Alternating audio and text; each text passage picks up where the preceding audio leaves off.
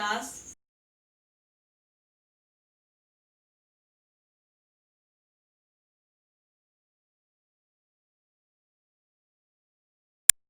और second chapter था बचपन, जिसमें कि लेखिका अपने बचपन के बारे में बताती हैं कि उनको क्या क्या पसंद था और उनका बचपन कैसा था।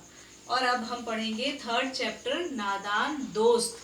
तो क्या है इस नादान दोस्त में, देखते हैं कि नादान क्यों हो गया उसका दोस्त। जो दोस्त है वो नादान कैसे था। केशव के घर कार्निश के ऊपर एक चिड़िया ने अंडे दिए थे। केशव और उसकी बहन श्यामा दोनों बड़े ध्यान से चिड़िया को वहां आते जाते देखा करते थे। तो केशव के घर जो ऊपर का हिस्सा रहा होगा, जो छज्जा होगा या जहाँ भी जगह होगा, वहां पे एक चिड़िया ने अंडा दे रखा था। तो उस चिड़िया जब आती थी उस घोंसले के पास, अपने अंडे के पास, तो केशव और उसकी बहन जो है उसको बड़े ही ध्यान से देखा करते थे। उस चिड़िया को वहां आते जाते देखा करते थे। सवेरे दोनों आंखें मलते कार्निश के सामने पहुंच जाते और चिड़ा और चिड़िया दोनों को वहां बैठा देखते। तो सुबह सुबह जैसे भी उनकी आंख खुलती थी, जैसे ही, तो वो क्या करते थे, उनको बड़ा इंटरेस्ट था उसको देखने में, बहुत रुचि थी। तो वो क्या करते, सो के उठते ही जैसे ही उनकी आंख खुलती, आंखें मलते मलते सीधा वो उस चिड़िया और उस चिड़ा के को देखने के लिए चले आते थे। उनको देखने में दोनों बच्चों को न मालूम क्या मजा मिलता था। तो उन दोनों को ये देखकर बहुत ही अच्छा भी लगता था। दूध और जलेबी की सुध भी न रहती थी, और जब उस समय उस लोग चिड़िया को देखते थे तो वो खाना पीना सब भूल जाते थे। दूध और जलेबी जैसी अच्छी चीज, उनकी पसंद की चीज भी होती थी, तो भी वो उस चीज को भूल जाते थे। क्यों? क्योंकि उनको उस चिड़िया को देखकर बहुत बहुत ही अच्छा लगता था, उनको बहुत मजा आता था देखकर। दोनों के दिल में तरह तरह के सवाल उठते, और वो दोनों छोटे थे। तो चिड़िया और चिड़ा को जब देखते थे वो, तो उनके मन में बहुत सारा क्वेश्चन आता था, बहुत सारा सवाल आता था। किस टाइप का सवाल आता होगा?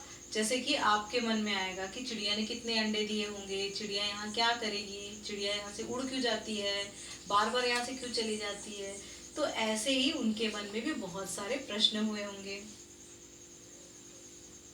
कुछ प्रश्न के बारे में बताया गया कि किस किस प्रकार से हो सकते थे उनके प्रश्न। तो अंडे कितने बड़े होंगे, किस रंग के होंगे, कितने होंगे, क्या खाते होंगे, उनसे बच्चे किस तरह निकल आएंगे, बच्चों के पर कैसे निकलेंगे। तो वही, जैसे आपके मन में कुछ सवाल आया, वैसे ही उन दोनों के मन में भी बहुत सारे सवाल आते थे। घोंसला कैसा है, लेकिन इन बातों का जवाब देने वाला कोई नहीं था। लेकिन जो उनके मन में सवाल आते थे, इसका जवाब देने वाला कोई नहीं था। बस इनके मन में ये प्रश्न आता था, ये क्वेश्चन आता था, पर जवाब की कोई भी आशा नहीं थी, कहीं से भी नहीं आता था। न अम्मा को घर के काम धंधों से फुर्सत थी, न बाबूजी को पढ़ने लिखने से। तो घर में कोई जवाब देने वाला नहीं था, किसी के पास टाइम ही नहीं था कि इनके इस टाइप के क्वेश्चन का जवाब दे। कि कुछ क्वेश्चन होते हैं ना जो लोगों को बहुत परेशान करते हैं, तो उसका जवाब भी वो लोग देना नहीं चाहते थे।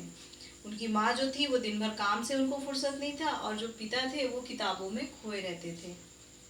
तो दोनों बच्चे आपस में ही सवाल जवाब करके अपने दिल को तसल्ली दे देते थे। तो यही कहा जा रहा है कि दोनों जो बच्चे थे, जिनको वो चिड़िया देखना अच्छा लगता था, आपस में ही एक दूसरे से सवाल जवाब करते थे, और उसका जो भी जवाब मिलता था उसको मान जाते थे।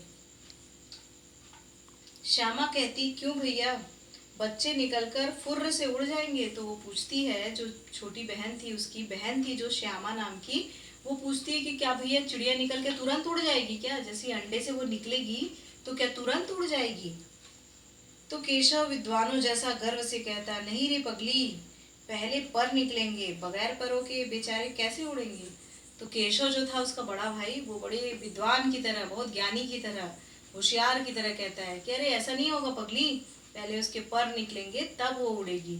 जैसे उसको सब कुछ पता था, लेकिन उसको जितना भी पता था तो वो उसको बड़े ही एक यकीन के साथ अपनी बहन को बताता है। श्यामा बच्चों को क्या खिलाएगी बेचारी। तो श्यामा के मन में ये भी प्रश्न था कि वो चिड़िया बेचारी है जो छोटी सी, वो अपने बच्चों को क्या खिलाएगी। तो केशव एक पेचीदा सवाल का जवाब कुछ न दे सका था।